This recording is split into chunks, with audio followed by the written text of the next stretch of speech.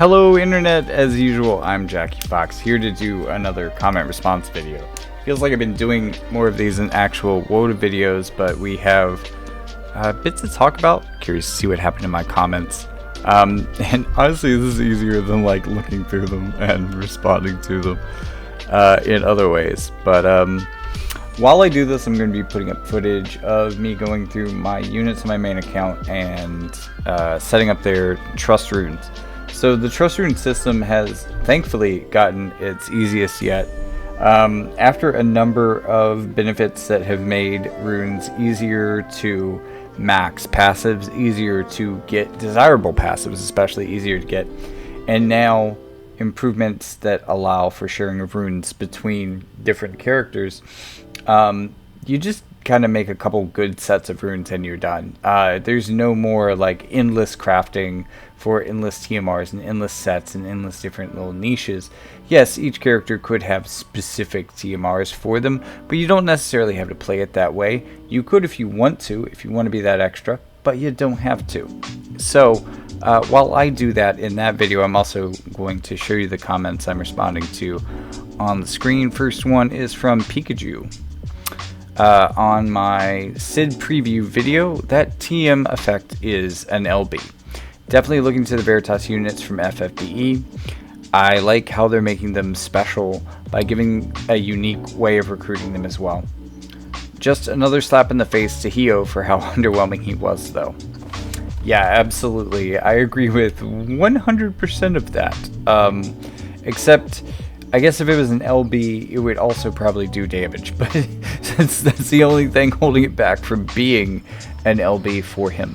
But instead of being an LB for him, it's an LB that's equipable to basically anyone. Again, it's an accessory, so, ooh boy. Took a lot of transcendent mind spheres, but with the half-off scrolls, I finally finished Helena. Okay. I still would not max reincarnate a unit. Usually, once the unit's reached HP 1k for Transcendence, I stop it ADY. Not worth it for the extra stats because they don't make a huge difference except for the max HP bar. There's probably a lot of truth to that. I think there's a few other stats that are probably impactful, but I mean, really, there aren't a lot of huge differences. It is certainly impactful. More reincarnated units are certainly harder to take down, and maybe that is mainly the HP. I mean, it doesn't increase things like resistances or spirit or defense, and the way that HP is getting more and more out of hand. Yeah, a boost to the base HP could be probably the biggest part of this. So maybe if you're lucky to get that, I mean, HP is pretty common, but you don't necessarily max it early on a lot of characters, or at least with a lot of roles. But if you are looking to save on your reincarnation, and maybe everyone should be, to Taylor's point, this is a good strategy. I do not dislike this, but at the same time, brand new meta breaker, wanted to go ahead and take her all the way. And, you know, half off, again, half off scrolls. Only reason I did this, half off scrolls, big deal. Because everybody else who has done this spent twice as many scrolls as I did. For Bradley, Squall, looking at the next comment, stuff like that. You know, for the most part. I almost have Winged Stern fully reincarnated, but I did that during the Transcendence Festival, which had the same bonus. That's also how I got Perrine max reincarnated. So those are my characters that are max or close to max personally. And, you know, mainly I'm doing this because of the half price on scrolls, because that's really the issue for me generally. And there's a lot of people who were curious about that, so we'll get to those comments later. But because we have Krauser, I have Bradley and Squall full reincarnated. Squall's pretty new. That's an impressive brag there. And then responding to that, I have Bradley Max working on Sephiroth. Scrolls and Mind Spears are the biggest bottleneck. Yeah. Yeah, they absolutely are, because it takes... I mean, even with the half pricing, it still takes 830 scrolls to fully reincarnate a character, because it takes 83 reincarnations to make it all the way. Then Krauser responds, yeah, units after banner, it's tricky to build them. Absolutely. And really that's, I mean, there's all sorts of extra bonuses that you get during the banner, but I think one of the most significant ones for quickly building a character, because in a lot of ways the hardest part of building a character is, at least building a character very quickly, is still the first 99 levels, surprisingly, especially off banner. On banner, it's really easy to skip through most of that hassle by using the challenge board. Not having the challenge board, though, is an annoying issue. And one way to make units easier to build just across the board, and maybe you can, like, say there's a cutoff. Units released after a certain point don't have recurring challenge boards, or their challenge boards unlock later. And then when they unlock later, for people who have already done the stuff without their challenge board being unlocked, they'll be able to complete the challenge board then and get a whole bunch of extra bonus. But, you know, like waiting maybe 3 months, there's still, they can have their FOMO, they can have their sales, but we can eventually, when we pull units, have a better chance of actually building them through those first levels. Because in my experience, like, getting Mind Spheres isn't that hard, and we'll talk more about that a little bit later, but FTP on average would have to save 6 to 8 months without building another unit and no pulls. Is the unit they looking for come out? If you're playing a specific element, you don't know when your element is going to drop the unit you need. I didn't pull Sephiroth, then wait for Ralph. That's a pretty long wait. Saved just enough to max reincarnate her, then started saving for Vivi, but ended up pulling Vivi, but couldn't pull for the card, ran out of Vizzy or Vivi is now a real slow build. By the time Vivi gets done, will that team even be viable? LOL. Doesn't seem like much fun for FTP. And, man, I've, some of those issues mentioned in this comment have gotten worse, actually. One of the things that, at least as global players, it's gotten worse. I can't say the same necessarily for JP, because they never had a good forecast. We used to have a good little bit of forecast to this, to where, like, we knew what was coming in advance. You know, like, water players had 3 months to save for Astrius, etc. Dark players had 3 months to save for Sephiroth. I don't think it quite takes 6 to 8 months. I think it was closer to like 3 to 4. So if you had a little bit in the bank, you could start saving when something was announced in JP that you knew you really wanted. You could kind of keep checking on their status in JP, see how they did for their first 3 months. And we can't really do that anymore because of Worldwide, essentially. And while I think that there's some pluses to that, at least in efficiency, or I do have to say, like, it is harder to plan moving forward. We've gotten some news, like, we had plenty of time to look forward to Astrius. We're gonna have plenty of time. I just did a video for Veritas of the Heavens, but he's probably not coming out for at least another month. And I had plenty of time to put that video out as well. But there are some tips that are really going to help players that I'm going to get to in responding to another comment. But those are issues. Like, you're not wrong. Good comment. Yeah, I have to agree. To wait that long to boost the stats on one unit to max reincarnate them, I'd rather have the normal scroll rate and slow burn reincarnations. Luckily, I don't find myself expecting to compete with whales as an FTP.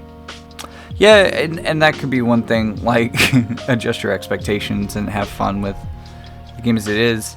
But North of Maine disagrees. It's not about competing with whales, it's about using the unit, period. Who wants to wait 3 months or longer to slow build a limited unit? I pulled a unit only to stare at him in barracks. Give me a system for obtaining and building units VCs need to be replaced. And especially for limited units. There was a thing in FFB, and honestly, we've got systems here that are better than this. But I think this could be added in on top of them, especially these days, which would be really, really helpful. I mean, we didn't have barracks in FFP, but we also didn't need nearly as many shards. But there were events, they were the Fat Chocobo events, where you could bring a team of 5 characters to fight the Fat Chocobo. And every one of those characters would get 5 shards at the end of it. You could bring any character that you wanted that could get shards. And I think they had to be like EX or whatever, some rarity tier to even be qualified. Neovision, right? It was a Neovision thing. So you could bring 5 Neovision characters, you could bring limited stuff, and as long as you could do this event once a day. And it wasn't a lot, but like, if that was available on the weekends, if that was, 10 extra shards a week for limited units, for 5 limited units, you could get 5, that's similar to maybe 5 days in the barracks, you know what I mean? So having that little burst injection of limited shards would be really nice at cutting down. I mean, if like one of your only sources for limited units is barracks, and you can't hard quest them, so it probably is. There really aren't any other ways of getting them, and it's, they disappear from the shops too, like even things that you would, not even like the normal shop, but like the supplementary shops, the soul metal shops and stuff like that. For limited characters, it's just kind of annoying. For the regular characters, I don't think it's that bad, but it definitely has issues with limited, because the more and more things as this game goes on and on and on to get to the very tippity top, you need more and more resources. And while those resources are easier and easier to get than ever, relatively speaking, it's not quite enough to make it easy to do quickly. And that has had a much, I think, greater impact on limited units than it has on the things that, well, I mean, for at the very least, that you can do hard quests for, or that you can do other things for, that you can pick up shards for them in other ways, that you can always buy their shards from different, like, you raise a lot of really good points, at least on limited unit. And I myself personally had this experience with Roth, where, I mean, I have her at 140 now. I have her with a decent number of reincarnations, but I barely managed to pull her on banner, and by the time, like, she was stuck at 79 for a long time. I had to wait for some sort of a rerun event to even be able to get her where she is now. And it was, and that's even with Roth being a unit that I can hard quest for. So yeah, you're right. There are a lot of issues for limited characters, especially now that the really desirable limited characters too are also 100 cost units. And well, yeah, that's a lot of issues. I'm not going to sugarcoat that at all. Compared to VC, half offs. I don't understand this comment. P-Web is clearly impressed that I fully transcended my Hell Nut. And really, like, I just wanted to be able to do it. Any luck on the Pixil plaguing a lot of us? Alright, I'm really glad I got this comment. No. It's been pretty rough.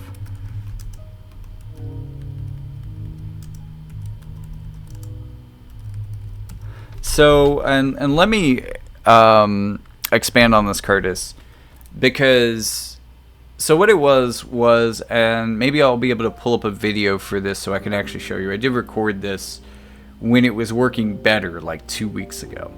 On my Pixel, which is, I have a Pixel 7, the game would run for about maybe 30 or 45 seconds after loading in.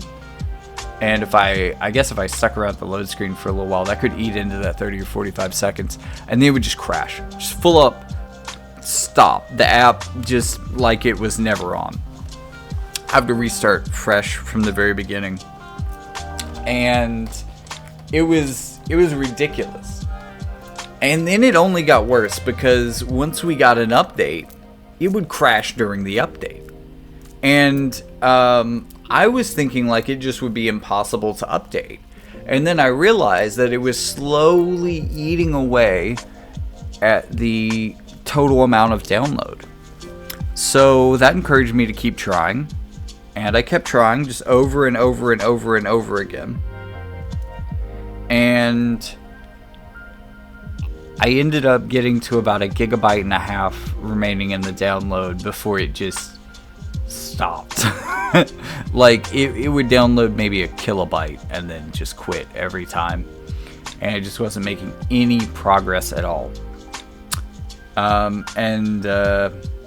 did actually get one account to somehow magically very rapidly blow through all of that loading. Like, it downloaded the update faster than I've literally ever seen any game ever do it ever. And now I can play that for 30 seconds before it crashes. The other account on that phone, though, it is still stuck trying to download the update. And the notification that it's trying to download it in the background will stick around for days. Like in my drop down menu, and it won't go anywhere. It tells me that it's trying, and it's getting nowhere for days. It is brutally broken for the Pixil. And at least from what I've seen on Reddit, it's not necessarily getting better for anybody else. So I'm guessing this is kind of a universal issue that Pixil users are having. It works fine for me, the way I've been playing for those accounts. I really wanted to do a video since I max reincarnated Helena. I wanted to take her into Arena. I wanted to take her to number 1. And I just don't feel like doing that on my laptop. Like, I don't like playing this game as much, especially in Arena and stuff. Like, the load times just kind of double on emulator, and like the rest of the gameplay is okay, but the load times double. And when you're actively trying to grind for number 1, that's a lot of loading, and like doubling the load times for that actively might eat away at hours of my life. So I'm not making that video until the fucking Pixil glitch is fixed. And I'm not even sure who to blame. I looked into it a little bit, and I'm not entirely sure who's at fault here. Because yes, it is only affecting Pixel, so okay, maybe it's Google's side, maybe Google fucked something up. But I'm not really having any other troubles on my Pixel. Like, all of my other games work. Everything else works on my Pixel, so it doesn't seem like that. At the same time, it's also hard to blame Gumi for this, because like the realities of building a mobile phone application that works on every phone are redonkulously staggering, especially when we're talking about a video game.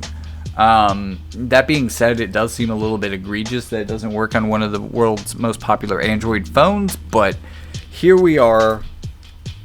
This is where we are, and honestly, I've been only about half playing. That's why I don't have like an exciting update or anything, because an update video, I can barely play the game right now, honestly. Like, I'm showing up to the barracks, I'm showing up to get things from the shops, I'm showing up to do my daily hard quests, and I'm setting myself up for proxy for guild battles and showing up for guild battle in some cases where I don't think people are going to proxy for me, or where I'm running out of proxies because this problem has been going on for so long. So yeah, I'm glad somebody brought the Pixil shit up, because I haven't been able to play the game that I cover in a comfortable way. Yes, I can play it on emulator, but that doesn't do it for me. It's been like, I've got through the mini raid and everything. Like, I've been able to do stuff and like grind, but I haven't been able to like enjoy the game. I've just been doing the grind work essentially, and it's annoying. I wish someone would fix it, you know?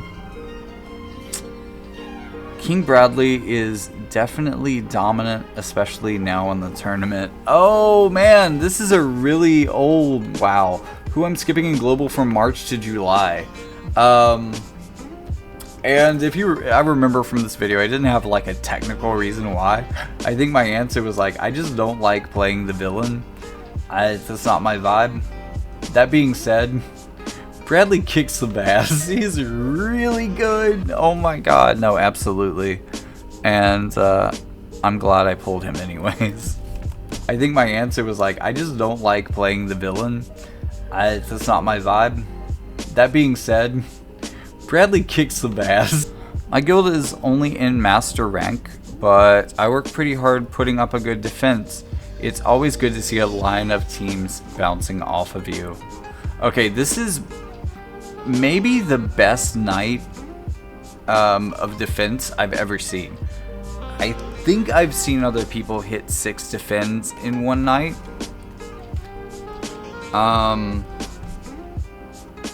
But I mean, that's 5 zeros. A whole 1/6 of their guild bounced off my team without taking out any of my units. Staggering. But that was the match that we got to Taurus too as well. Yeah. Wow, they really wanted you dead. Damn, single-handedly tanking 1/5 of the enemy guild. I guess technically I only tanked 1/6 of the enemy guild. That last one got me.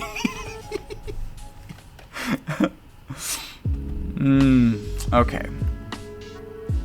Okay, here's north of Main Street again. So I max reincarnated Raph. Oh wait, you max reincarnated Raph? Unfortunately, I don't see her standing up to this light Helena at max reincarnation until she MA2. You know what? Honestly, I'm not even sure she could do it then. So I hate to break it to you here north of Main Street, but I'm not even sure that Raph is going to be good at that, even with an MA2, because she's more designed for an anti-physical meta. I mean, like, you know, no amount of MA2s or upgrades are really going to make Engelbert a good matchup against Dark Helena. So, you know, it's just not what that particular tank is built for. Yeah. Zidane's sub-job skill kills himself and restores AP and go to all allies on the map. Ignores courage, but re-raise works with it. Well, that's actually really handy. That is cool. I guess it was the one that I wasn't able to figure out. I saw that he had a suicide skill from someone covering him though, but I wasn't sure exactly how it works. Thanks for the details. Also, the fact that re-raise works with it makes it really good for wind. Like, this is really beneficial because there's, I mean, unfortunately, one of the characters, Lena, is going to be a limited character, but this makes him work really well with Sadali.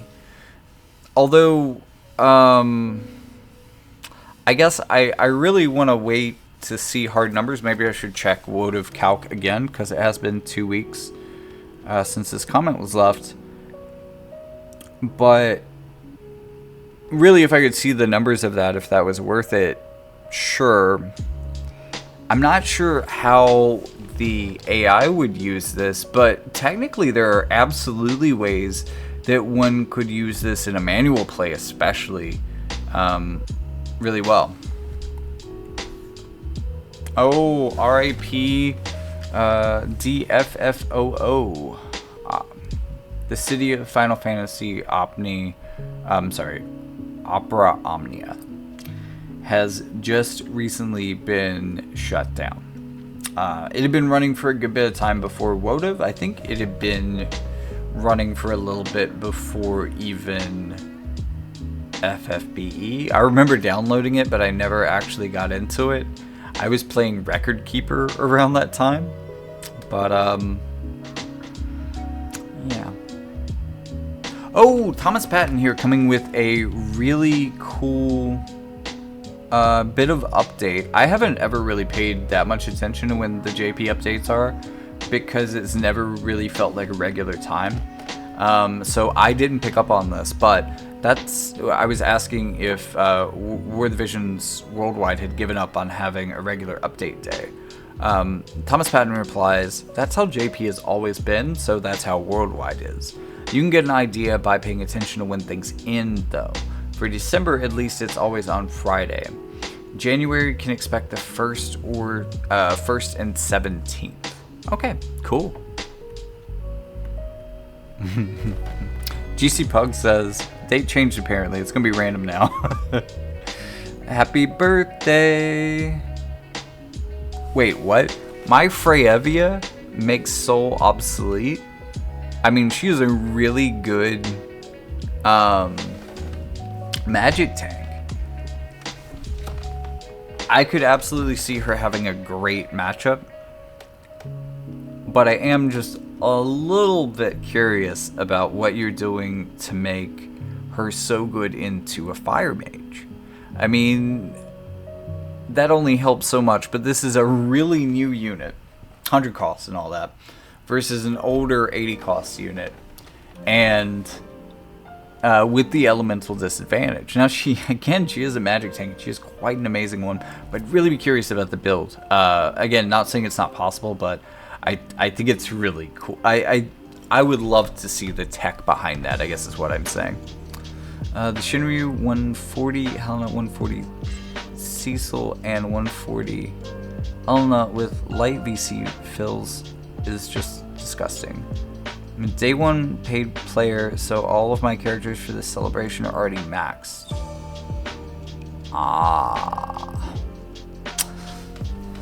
Yeah, I guess that would make sense. If you are paying for this, these are probably the characters that you would have gotten, assuming you're talking about the Reincarnation Festival. There's a good chance for us all to catch up with you, though. So you're running Cecil, though, with this team. Cecil is your tank. I mean, I guess Cecil is the most recently reincarnated light. Well, he's not a tank. He's more of like a support.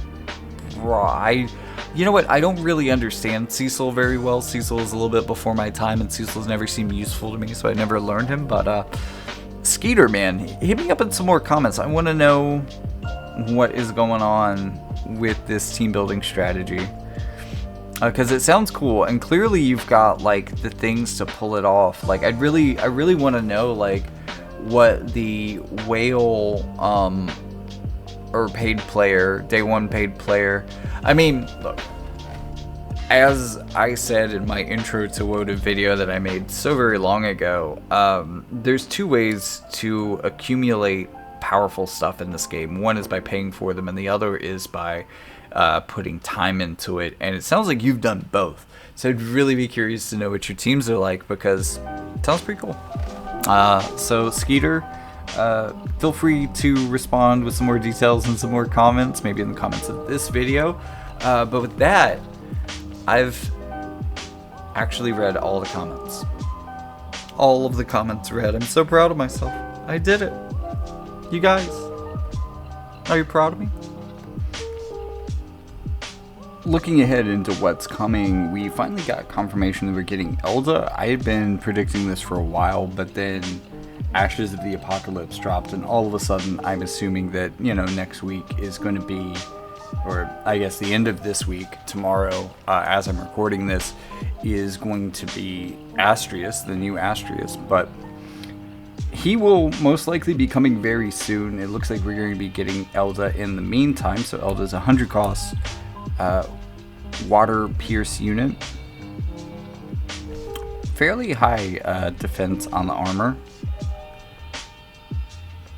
Pierce attack dispels haste, restores CT. It's not terrible, but most units that want this already have something like this. Maybe some older units or some units that just don't have this in their kit. This is okay, but situational. Like, you know, from Lancers, dispel haste isn't that uncommon, but I'm thinking about something like Oberon's TMR being a better version of this. The restore CT is This is on par with Rob's TMR, the Glinting Armor, but it only hits 1 space instead of 9. So that's a pretty big difference between that and Glinting Armor, but it is a pretty good boost for a single unit. And then looking into the kit, seeing HP, AoE resistance, accuracy, and attack all on the same passive. This is definitely giving me beefy boy feelings. Some defense penetration as well, potentially. But not like a lot of penetrations. Which is not to say that this may not be a damage unit, but annoying when these don't get translated. But basic attack spells on buffs for self, or debuffs for self. Piercing damage, straight line, pretty abysmal range, but these skills kind of suck usually, so they're pretty basic, so him having a low range on it, that's okay. I mean, maybe he does other things, and then when he gets in this range, he's out of AP and uses this, I don't know. Cross shape buff, increase AoE resistance 20 for allies, also re-raise for self, 200% chance physical damage increases by 20%, so 20% physical damage increase. Physical distance based resistance and magic based resistance. This magical distance based resistance. So this is going to be the ranged kind of barrier. I believe it's called a honeycomb barrier. I believe that's what we ended up calling it. Wasn't paying that much attention to Squall, but any Squall fans out here will find this barrier quite familiar. So pretty cool effect to be giving out. Oh no, but this is for self. Still pretty good effect. It will. And it's interesting, especially on a Lancer, because they have. Dragoons especially have traditionally been basically bulletproof, so this just gives them an additional way to shirk off range damage. Then we have a skill that reduces damage taken by 5,000 point shield. That's general damage, it's not physical damage like some skills you may be familiar with that are a little bit beefier than that, so that's okay. Friendly unit within range casts another skill. Something for self. Let's see what that is. Maybe it's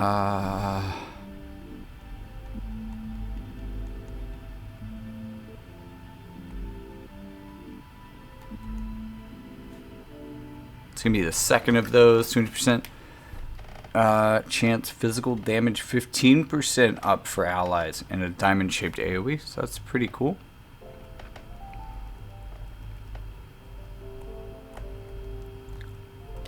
Increasing defense penetration, so it already had some defense penetration increase in the passives, already had some accuracy in the passives here as well, so there's a 30% plus 30% hit chance. It is a 2-hit skill and it absorbs 30% of the damage done. This reminds me a lot of I forget what the skill's called. I think it's Calculated Rend from Bradley. It looks a lot like that style of pattern. That's probably just the AoE, but also the plus 30% hit chance as well. As this increases, it also increases. It also removes physical barriers before dealing damage. All of that with a chaining skill that absorbs damage done. Pretty excellent. What was the other upgrade here? One more cast, so the final upgrade gives an additional cast, and this is probably one of the better skills.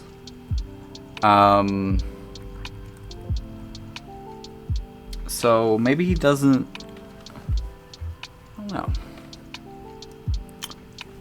He can decrease CT in an X-shaped pattern. That's interesting. And single target dispel courage. This is one of those skills. Where you get, yes, higher heights increases range. I think you get like one more range for every 2 spaces in elevation you are above your target. So this is a really good one. He could go from really far away if he can take the high ground. So a little bit of a high ground unit here. Piercing chance to disable in the sub kit, also decreasing AP in a split shot pattern, which is I don't really like that pattern. It's also very close range. Both of these are very close range. Disable's okay, but yep. You know me already, these sub jobs usually aren't worth it. Let's take a quick look at Paladin. Saintly Cross is interesting. Saintly Cross could be really good. Another chance to absorb a lot of damage done. At least I think this is Saintly Cross. I don't know why it's not translating this effect. Like, is this a new Paladin skill? What's going on here? Oh, what in the world? That's not what I meant to do.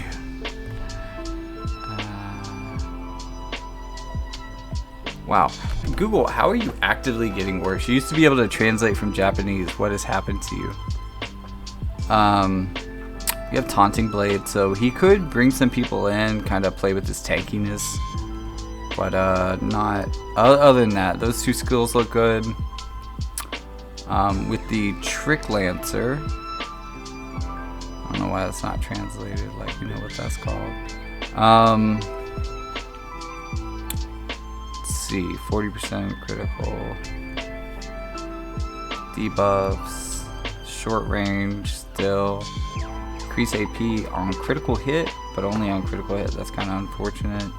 Decreases critical evasion. Is that like damage around self? All 4 directions at the same time. Interesting. But also like not everything around you. So there's a lot of like adjacent spaces that someone could be in. Makes it kind of awkward. Because, like, technically that's 8 spaces, but it's not great. Oh, this is probably kind of like their signature move. I want to see if you get the Unwavering Javelineer. You did. That's going to upgrade this particular skill. And that upgrade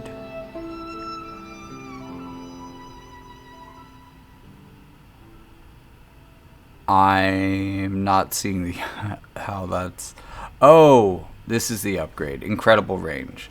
So this is one of the most ranged moves. Another high ground move as well.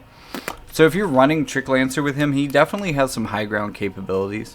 Very interesting.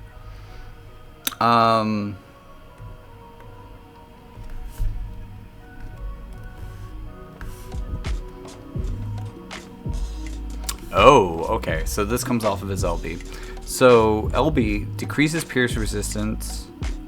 Close range. Don't really like the AoE on it or anything too much. Decreases pierce resistance, though. Usually that's not relevant, but you know, it's good that it does that. You know, if it is, and should it ever become a little bit of future proofing, not a ton of pierce resistance out there, but this is good. 200 mod is okay. I mean, it's not like a big... It's also not super expensive at 49 AP compared to what LBs usually run.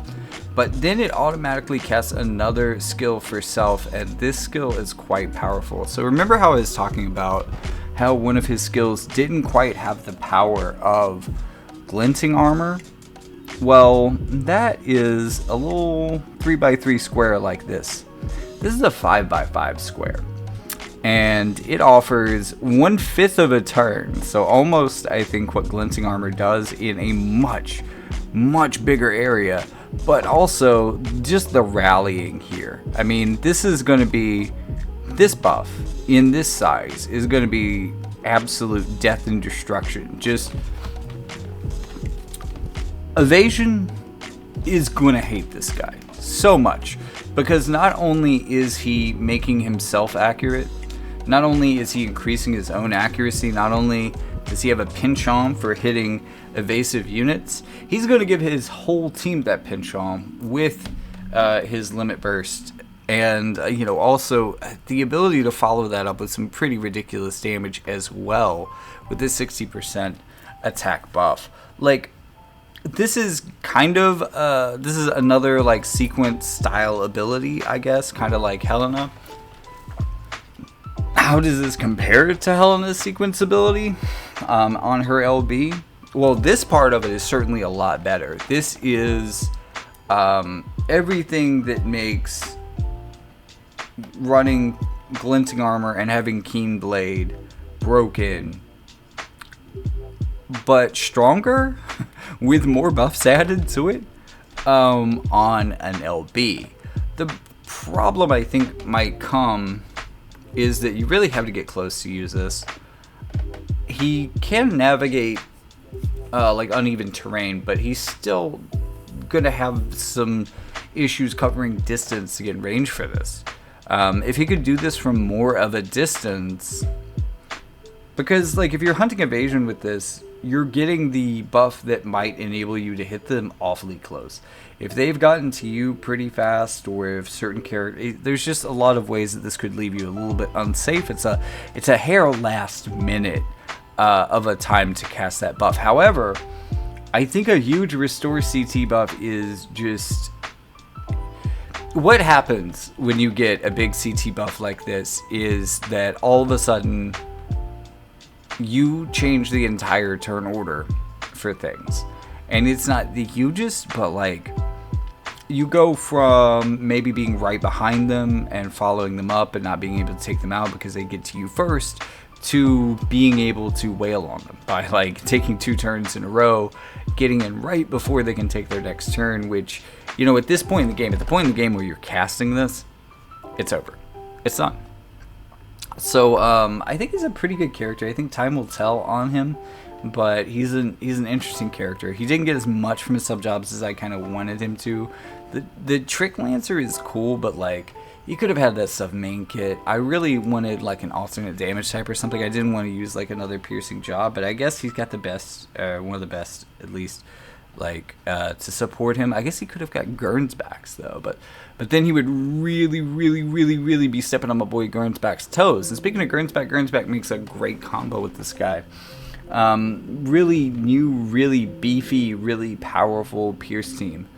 And also only 170 cost between the two of them, so maybe even working in, well, to some cost limited shenanigans. I think this actually could be part of a really powerful water team. And as I talked about in my last look at the meta, water is in a really good place. That being said, one of the things that's gonna maybe decrease the profile just a little bit of water in the short term after this guy comes out. And this is by no means a reason not to pull for this guy. He looks very powerful. In fact, he looks like he may even be more, in some ways, more powerful than this next unit. It's really hard to tell, but especially because it's been a while since I heard anything about this guy. But so we just got this character revealed in his own storyline missions this week. And we'd heard about him a while ago from JP, usually with the Lucio quests, as I'll call them, the Another Story quests, which this is the 3rd iteration of. Usually after we get the story, the next week we get the character and a weapon quest that branches off of that story mission. So since it looks like we're getting a card with Rob, with Oelde, it looks like maybe, just maybe, we might be getting this guy next week. So what are we looking for with this guy? Because, I mean, you know, regardless, he's going to be coming soon. Well, one thing first I want to point out, Great Armor Helm. There's a great sword armor. There's a great sword coming that reduces damage. It is a legendary reliquary's great sword. It's part of the last set. I want to say it's alongside the gun that we're going to be getting. This guy can wear both that and the Maximilian, which is the new armor that just reduces damage across the board. So this is going to be 2 damage reduction effects that you can stack on him using legendary reliquary's equipment. He's just going to be legendary reliquary out potentially, and there's other characters who can do this. It's not the most special thing in the world, but it is pretty cool. 3 agility on the TMR is usually pretty good to see. It's also another bravery booster, so both of Astrius' TMRs have been bravery boosters. This is a really big bravery booster though, so if you ever want to do this stuff manually to speed it up instead of the kind of automatic way that the game that I think more people do now just by throwing them in the barracks or something, this is a really good TMR for that. There's only a few TMRs that can actually do this, and you may not have the ones that do it in this big of an area. Even his previous TMR didn't do it in this big of an area, so I think a lot of people who don't have Cecil are going to want this one. And then going on to take a look at skills, we got some, let's see, reduces physical damage shield 50% 3 times per self.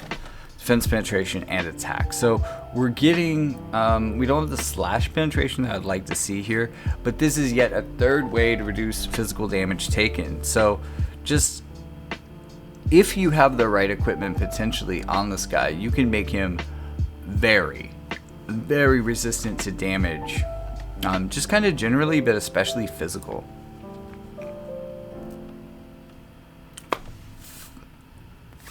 Agility up and move up, always a favorite. There is also a second passive that offers defense penetration and attack. So you could go up to 80 defense penetration and 48% attack. However, something that might also be really tempting is hazard form, 60% attack increase, and it's going to decrease all resistances, your total your total damage resistance by like 3% across the board when fully maxed out, which isn't that hard of a trade-off. The defense penetration, is that more valuable than 36% attack? Probably. But this is a way to beef up that stat. Then again, just having the biggest stats usually isn't always the best way to go. Having the most attack, you know what I mean? So maybe you skip that for one of these two. The Martialist passives are really good here. And this is new, so I'm not entirely sure what this does. We'll have to look at these skills and see what's going on. Okay, so one of them is the counter.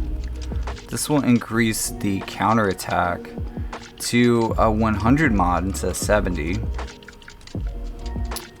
I'm sorry, 100% chance to counter instead of 70. Wow. Also, what an incredible range. So slash and strike damage. That does make it a really interesting passive just for this. I haven't even gotten to the second skill that it upgrades yet. But the idea that you can make a very physically defensive character and then give them a chance to 100% counter, slash, and strike damage, well, that could make Astrius here quite powerful. But let's see what this other skill does.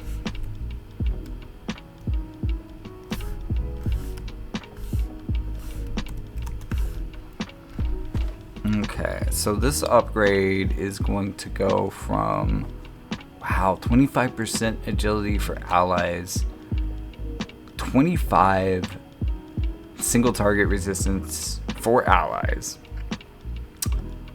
dispels courage for 3 turns for self, and also new counter skill. And then that gets upgraded by the ability we were just looking at.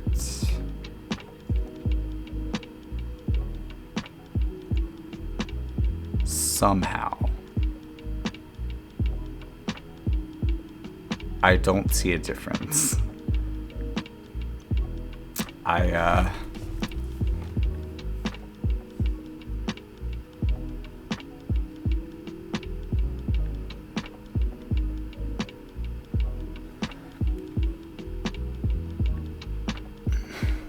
Why is this better? How is this better?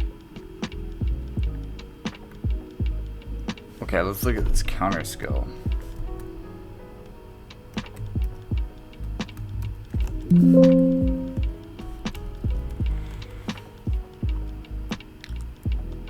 Counter physical damage 70%, by reducing damage taken by 45%. So, another way to become resistant to physical damage. Now, I'm not saying that this guy's a physical tank. I'm kind of seeing more of a brawler here, but let's see what's going on. He can decrease slash attack for targets. Well, that's oddly specific, but also probably fairly powerful. I've never seen a skill like this. I don't know how that modifier would really work. I mean, certainly it has the potential to be really good. I just don't know exactly how that works into the damage calculation to be able to tell you, but that might be a more significant decrease than some other things. I mean, when you think about it, a lot of slash units have a lot of native built-in slash attack that their damage may somewhat rely on. It's just kind of how much. Is this a more meaningful and more impactful than just a regular attack reduction like we usually see on these type of skills? Also a 2-hit chaining skill. Yeah, it is probably a little bit better than that. This is a bit of an upgrade to that. So as a vanilla skill, it's all right. So courage for self, regen for self, decrease AP consumption, and reduce magical damage taken by 30. So I'm not seeing a reduce physical damage taken in here. So, I mean, and I'm not saying that he's necessarily missing it. There are a lot of ways that he reduces physical damage. He's very physically focused character. So having something that also brings him some magical damage mitigation on top of some buffs that you're going to be wanting to get out in every match regardless of who you're fighting, that's quite good. The second skill, he's got select up to 2 target skill. I'm not as impressed by the range on this as I have been with a lot of these skills. It is still theoretically kind of busted, but not as busted as a lot of other characters that we've seen recently. I feel like this would still be pretty powerful and slightly oppressive with Alaya the Alabaster, with her similar stag impact, but not quite the same range though. And it's going to do more and more damage, increasing its modifier as HP decreases. So this is similar to a skill called Crash Edge that you could pick up off of Leviathan's vision card. Not something that we see very often. I remember this being fairly powerful back in the day. Is it still good? Is that still a good way to increase the modifier? Will it increase it enough? Probably. He looks like a pretty beefy guy. Then we get cross destruction shaped, just like his older form. General barrier breaker. Wait, break general barrier. So does that break magic and like individually, or does it only break the generalized barriers? It's a barrier breaker. It dispels barriers, I guess. Then we're going to get 200% mod, which is quite powerful. And then decreases healing power by 40 for 3 turns, which is a good follow-up to a big damaging attack like that because it helps keep people from recovering. And then we have the agility single target and courage removal / counter skill buff. This is quite good. And I guess that's his buddy buff. Usually we see those a little bit further up in the kit. This is the single target, so fair. That's a good pair of buffs for a single target and a buddy buff. Good pairing here. And then finally the job level 25 skill decreases AoE resistance. Wow, by 60 times. That's quite powerful. And we are seeing a number of other characters that can AoE resistant shred like this, but like this is practically AoE resistance invalidation. If that weren't enough, before dealing damage, it's going to increase defense penetration by another 30% for self. So just to make sure that you're keeping up, That's going to be, if you have both of the defense penetration passives, 110% defense penetration, which is redonkulous, redundant. And if you're only running one, 70% isn't bad. And there's other ways that you can increase that, and we'll probably have that at maybe even 100% after this modifier. So, not the biggest AoE. Like, usually we see a bigger AoE range on skills that wreck AoE by this much, but it's still a welcome debuff. And it's also a character that is probably going to be doing a lot of damage with AoE skills himself. Looking into... Okay, so shell and water resistance. That's interesting. There is certainly a very... Well, I don't know. Water has been a lot more physical lately, and there's a lot of strong physical water, but I'd say historically there have been a lot of strong water mages, so this makes a lot of sense. The thing is, lightning already slices through these, and I would imagine the newer lightning unit versus older water units would already fare pretty well anyways. Like, does anybody need this buff? I don't really think so. And then attack and agility debuffer. It is a really interesting pattern. Kind of like what I was saying about Rob having a similar skill to this, just not like diagonalized. I don't like this AoE pattern. I don't think that's going to reliably hit multiple things. I don't doubt he'll hit things with it, but like multiple things, probably not. But then again, the diagonal patterns always hit more things than I expect them to. Somehow the AI always sees the way. Anyways, we have courage in Martialist, and we also have another way of increasing defense penetration by 40 this time. But additionally, 165 mod, strike damage. So this sub-job is also going to allow you to chain with your other lightning units like Alphonse or Alaya. And then finally, it's going to increase the modifier if they have defense up or auto restore. And that's pretty likely a thing that we'll be facing. Soldier on the other end is basically nothing. There's a guaranteed hit in here. It has a chance to paralyze. I don't know. I'm really stretching here. It does have Dispelled Protect on, what is that, Hazard Slash? I just don't think this is it's a powerful soldier you're looking at here.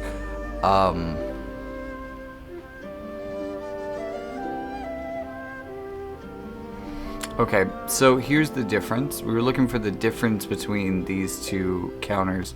The upgrade is going to increase the chance of that counter proccing by 20%.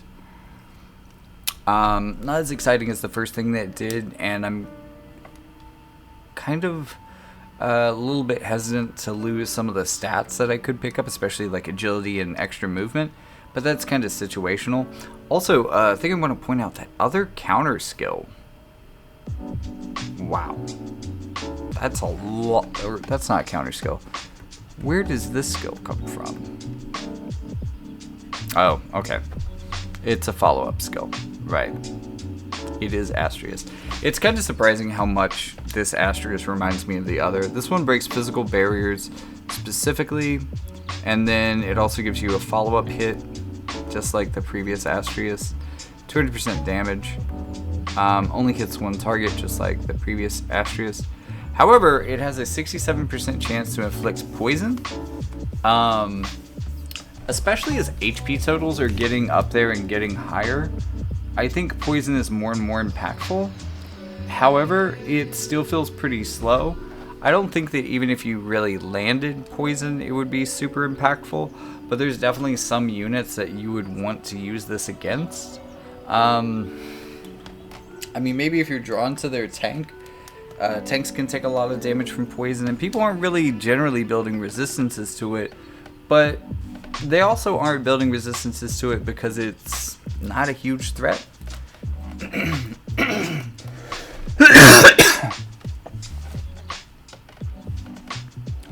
So I'm not super excited about the poison on this, and also it's missing some of the things I think his previous LB had.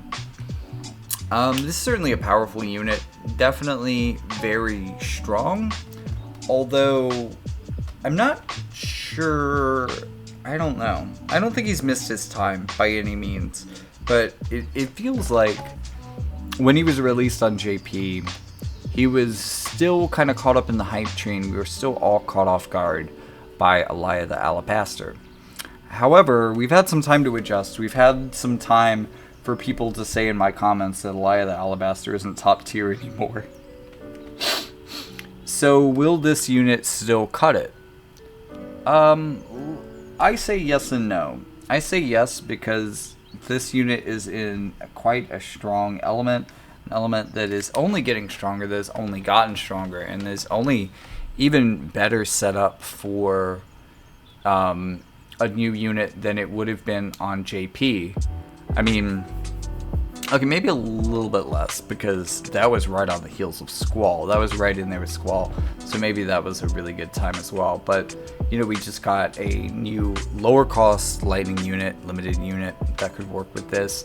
So, you know, he's falling in the midst of a lot of newer lightning units that is seeing lightning do particularly well. It's a good time for him. The thing that makes me worry a little bit, there's two trends that make me worry about Astrius here.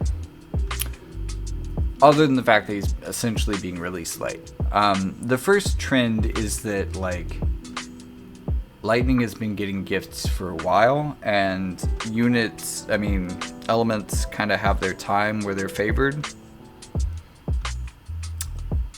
And then another element gets favored. Maybe even countering the previous.